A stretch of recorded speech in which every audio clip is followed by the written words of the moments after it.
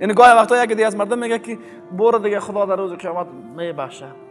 در این دنیا آدم میتونه مطابق معیار قرآن و سنت نتیجه کار خدا معلوم بکنه. میتونیم نتیجه کار خدا معلوم بکنیم. اول چیزی که از انسان مسلمان پرسیده میشه عقیدهش است. عقیده طبق قرآن هست؟ خب اگر نیست خلاص گپت واضحه است دیگه. بعد از اون مسئله عبادت میاد. عبادت تو طبق مفاهیم قرآن کریم هست؟ خوب است، امیدوار باش که الله که نیست خلاص گلمت جمع است به تعبیر عام دیگه. چی توقع داری؟ باز ما غالبا چی میکنیم؟ برو خدا میبخشه دیگه. آسان خدا بازی میتیم. برو خدا میبخشه دیگه. الله متعال بدون شک بخشاینده و مهربان است. ما از رحمت الله انکار نمیکنیم. اما قرآنی رحمت الله را بریم از آیات قرآن کریم شما بگیریم که الله متعال چه زمانی از رحمت خود یادآوری کرده؟ هرگاه یک نفر کار نیک و خوبی را کرده بعد از الله متعال از رحمت خود یادآوری کرده، یا اگر از گناه هم یادآوری کرده بعد از گناه حتما از توبه و استغفار یادآوری کرده، بعد از او باز الله متعال از رحمت خود یادآوری کرده. شما در کدام جای میبینین که الله متعال از گناه بحث کرده باشه بعد از او گفته باشه که الله مهربان است؟ دیدین در کدام جای از قرآن کریم آمده که از گناه بحث شده باشه بعد از او باز از صفت رحمت الله آمده باشه مگر با قید توبه و استغفار؟ دیدین در قرآن کریم؟ نه آمده. ما چی میگیم؟ سرچپه میکنیم. الله متعال زمانی که از بدیها ذکر کرده بعد از او از صفت غضب و قهر خود بیان کرده، از عذاب ذکر کرده. ما چی میکنیم؟ ما اینمی کل کارا میکنیم بدون توبه و استغفار، باز میریم و آیات ده که در مورد رحمت آمده او رو در اینجا قرار میدیم. سرچپه تعامل ما با قرآن کریم رقم است. الله متعال اگر در قرآن کریم از رحمت بحث کرده قبل از او از نیکی ها و از خوبی ها و از کارهای درست بحث کرده، بعد از او گفته الله مهربان است. این ترتیبش. در دیگه جایی که وقتی از بدی و از گناه و از اشتها بحث کرده بعد از او گفته الله عذاب کننده هست. ما چی میکنیم؟ ما این حالت دومی را انجام میدیم، صفاتی را که در او آیاتی که از رحمت الله در اوجا قرارش میدیم. این معامله سرچپه ما هست. این تعامل خطایی است با قرآن. بدون شک الله متعال بی نهایت مهربان است. یک روز ان شاء الله باز در مورد رحمت الله بحث میکنیم.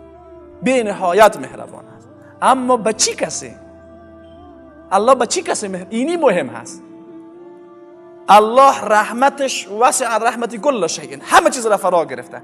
خب به کدام انسان مستحق رحمت الله میشه؟ اینمی نکته را از قرآن بگیریم.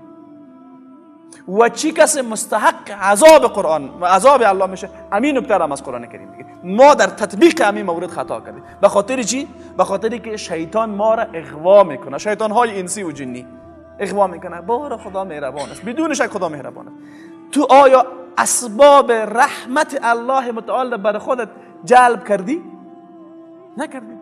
و ای که ما امی کار نکردیم، همیشه همون حدیث تکرار کردیم، امیر رسول الله صلی الله علیه و سلم نوع حماقت معرفی میکنه.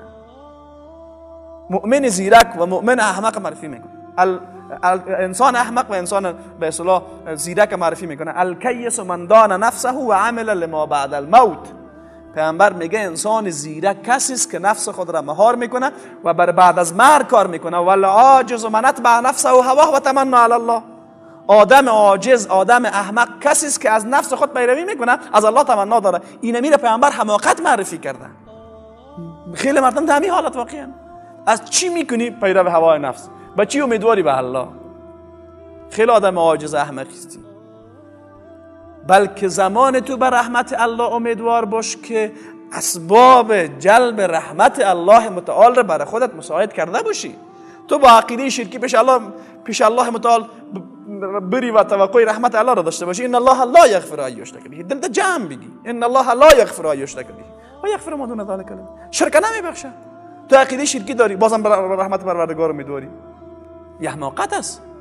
خلاف مفهوم قرآن کریم است، خلاف معانی اصلی قرآن کریم است. چرا ما در این حالت واقعیم؟ به خاطر دوری ما از قرآن. به خاطر دوری ما از قرآن. راه حلش چیست؟ بازگشت دوباره به قرآن. پس ما مفاهیم آیات قرآن را بفهمیم، احکام قرآن را بفهمیم. اول در عقیده، دوم در عبادت، سوم در اخلاق.